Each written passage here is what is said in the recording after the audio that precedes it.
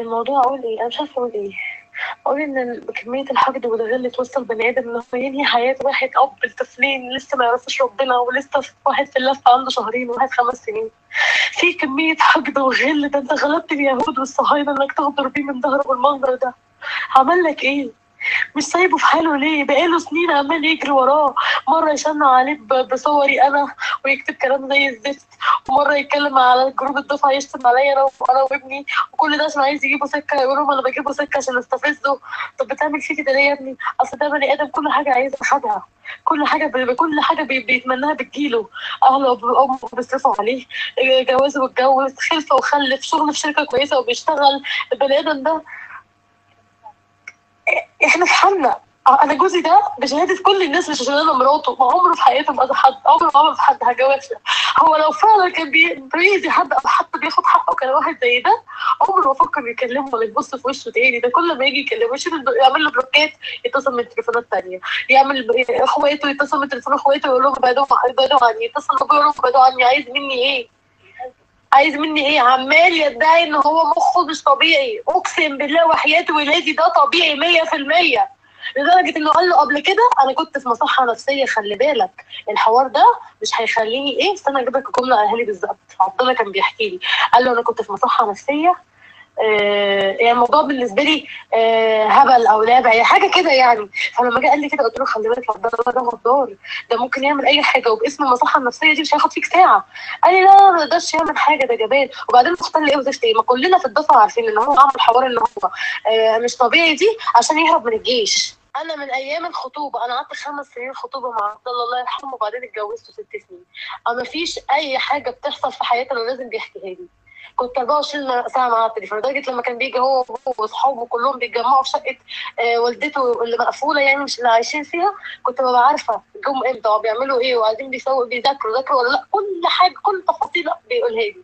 وكان بيحكي لي عن سيد ده ويقول لي انا مش عارف هو عايز مني ايه. اقول له طب ابعد عنه، يقول لي انا كده ببعد عنه على ايه؟ طبيعي دي شبه اللي هي يعني زي فرقع لوز. طب عايز بيطرده في كل حته، عايز منك ايه يا عبد الله؟ مش عارف هو عايز مني ايه. شويه يتكلم كويس ويقول لي ده انت صاحبي الوحيد ومفيش حد بيسال عليا ومفيش حد بيوديني الا انت. وشويه يقول له انت كل حاجه بتحتاجها. هيقول له انت ايه يعني اصلا انت بتبص لي كده ليه بتحسدني؟ يقول له اه انا بحقد عليك، جواز واتجوزت واحده استنيتك وانت ما كنتش حالتك حاجه. بعد ما هو توفى ما كانش عارف يتجوزني عبد الله اصلا. قعد يقول له استنيتك واتجوزتك وخلفت، شغلانه جات لك في احسن شركه، كل ده وانا حياتي واقفه. فيقول له انا مالي؟ انا كنت ابوك ولا اهلك؟ انا ذنبي ايه بيك؟ ولكن صحابه كلهم كده، كل اصحابه قالوا له البني ادم ده انت يا عبد الله الوحيد اللي فيه حاجه. لدرجه اللي شارك في دماغه وحطك في دماغه، لدرجه ان انا قلت له يا عبد الله قول لي انا مراتك، صارحني في حاجه بينك وبينه حصلت من ايام الكليه وحتى انت ممكن ما تكونش فاكرها، وبيخليك يحقد ويغل عليك كده. يقول لي رحمه ابويا عمري في حياتي ما عملت معاه حاجه وحشه، ده ابويا يكرشه ويجي يبات عندي، ابوه ما يدوش فلوس يجي يستلف مني فلوس، حتى الهدوم انا عايز القميص ده يا عبد الله عشان كان لسه يبقى جايبه جديد، يقول له انت كل حاجه بتجيبها من زار ومن اسم من ماركات، انا عايز البسه يديهوله ما استخسروش فيه. لدرجه ما بقتش عارفه طب بيعمل معاك كده ليه؟ يا عبد الله يمكن بيحبك بس بطريقته بطريقه تانيه. يقول لي لا ده في حاجه جواه غلاوي، غلاوي قوي. بس هل الغل ممكن يوصل؟ الاسبوع اللي فات لا عبد الله كان في شغله، اتصل بيا الساعه 2:30، لقيته بيقول لي في مندوب شحن اتصل بيا وقال لي انا معايا طرد هديه ليك مدفوع الاجر، محدش يقدر يستلمه الا انت، انزلي يا ماما استلميه. قلت له استلمه ايه؟ مفيش شركه شحن اصلا بتقول محدش يقدر يستلم الا انت لو رقمك طلع صح اي حد يستلم. قال لي ده بيقول لي انت بس. طب استني فين ده معايا علامه اقفلي. قفل وغاب وخلص واشتغل في شغله وجا اتصل بيا بعد ما خلص. ايه يا عبد الله المندوب ده؟ قال لي ده واحد بيقول لي انا لازم حضرتك تستلمه بنفسك، وانا والله العظيم هتاذي لو انت ما استلمتهوش. على العموم انت جاي الساعه كام؟ قال له انا ببقى عند البيت على 6 7. قال له طب انا هستناك على اول الهمريه. اليوم ده ما اتصلش بيه ولا ما جاش، اللي هو كمندوب يعني.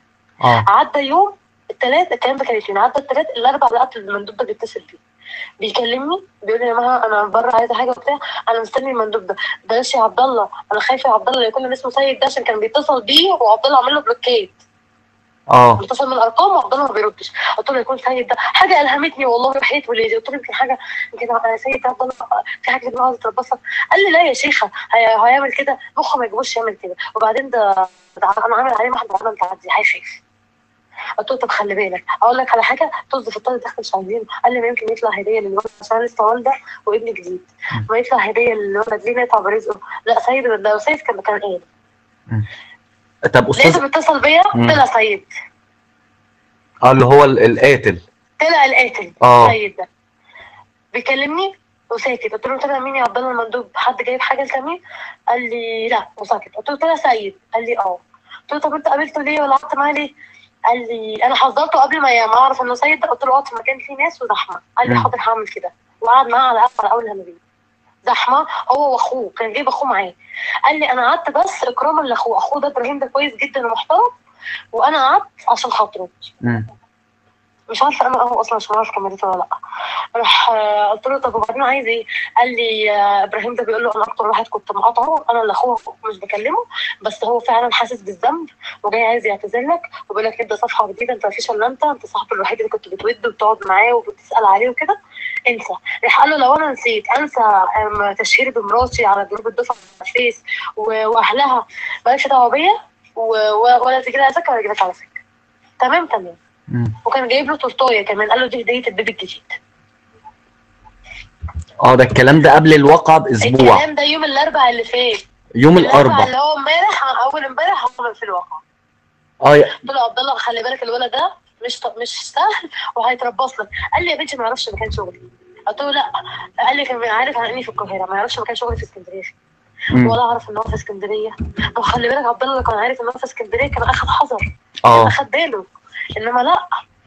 وراح عند حماتي برضه في نفس الاسبوع عند مامة المجني عليه وسال عليه ولا انا عايزه يا طنط صالحه. قالت له والله يا حبيبتي في القاهره ما بيجيليش. عبد الله كان قايل لها قولي ان انا في القاهره عشان يبعد عني وما يعرفش ان انا هنا في اسكندريه. لكن هو ما كانش على اي علامات تدل ان هو مثلا مريض نفسي او لا ده كان بيقعد يتباهى ان هو مريض نفسي. ده مره اتمسك قبل كده. الحوارات دي على فكره عرفتها من صحابي انا كنت ناسياها.